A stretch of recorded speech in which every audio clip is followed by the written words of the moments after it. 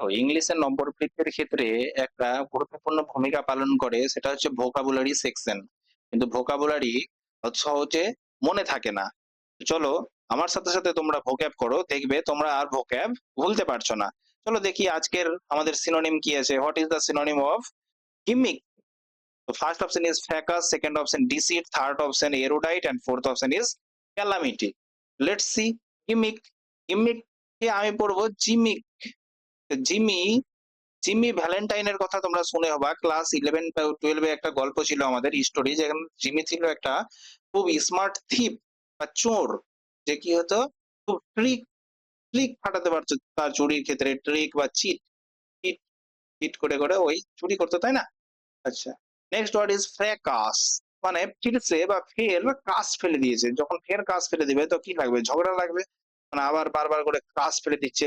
তো noisy quarrel লেগে গেছে, ঠিক আছে, নয়েজি কোয়ারেল। আচ্ছা, নেক্সট ওয়ার্ড ইজ সিট, মানে দে সিট, তোর সিটটা দে, কিন্তু কেউ কি কারোর সিট দিবে? তো দিবে না, তার জন্য কি করলো ও? ট্রিক করে নিল, ট্রিক খাটিয়ে নিল বা ধোকা দিয়ে দিল, ধোকা দিয়ে দিল, দিয়ে ওর সিটটা নিয়ে নিল। আচ্ছা, এরু টাইট, এরু টাইট করছে, এরু একটা মেয়ে যে টাইট করছে, কেন টাইট করছে? কারণ ও হচ্ছে জ্ঞানী, শিক্ষিত, ও জানে, ও জানে যে what is the good effect of diet, diet করে কি কি ফলাফল হবে, তাই না?